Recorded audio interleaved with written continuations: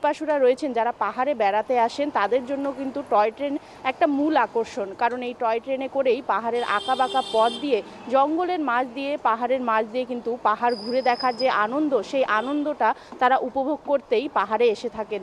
তবে এই toy train পরিষেবা বন্ধ হওয়ায় যে পুজোর আগে যে বুকিং, তার ওপর কিন্তু অনেকটাই প্রভাব পড়ছে বলে জানাচ্ছেন পর্যটন ব্যবসার সাথে যুক্ত ব্যবসায়ীরা। পুজো আসার আগেই কিন্তু বহু যে পর্যটকরা রয়েছেন তারা কিন্তু আগে থেকেই বুকিং শুরু করে দেয়। তবে পাহাড়ের এই পরিস্থিতির ফলে কিন্তু আগের তুলনায় এখন বুকিংয়ের সংখ্যা অনেকটাই কম বলে জানাচ্ছেন পর্যটন ব্যবসায়ীরা। যে পুজোর আগে হয়তো টয় ট্রেনের পরিষেবা ঠিকঠাক হয়ে যাবে, সেই আশা রেখেই এগিয়ে চলেছি। কারণ সার্বিকভাবে যেহেতু বিভিন্ন রাস্তা বন্ধ আছে, টয় ট্রেনের পরিষেবা এখন যেটা লঙ্গার পরিষেবা আছে সেটা বন্ধ আছে। আর সাময়িকভাবে যেহেতু ভিড় কম আছে পাহাড়ে, তাই জন্য জয় রাইডের কিছু পরিষেবাকে কমানো হয়েছে। তবে আমাদের দৃঢ় বিশ্বাস যে পুজোর পর্যটন মরশুমের আগে টয় ট্রেন তার সমহিমায় ফিরে আসবে।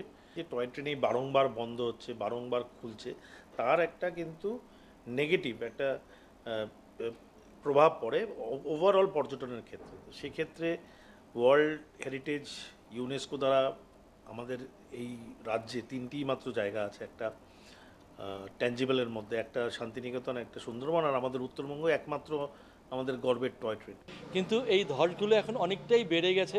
তার কারণ হচ্ছে আগে যেরকম আমরা কার্শিয়াং দার্জিলিং কার্শিয়াং চালাতে পারতাম, এখন সেটা চালাতে পারছি না। কার্শিয়াং দার্জিলিং কার্শিয়াং চালাতে পারলেও কিন্তু আমাদের একটা বড় অ্যাডভান্টেজ হতো, কেন কি এত গরমে মানুষ কিন্তু কার্শিয়াং সোনাটা দার্জিলিং যেতে চাইছে, এটা একটা বড় অ্যাডভান্টেজ হতো আর কি।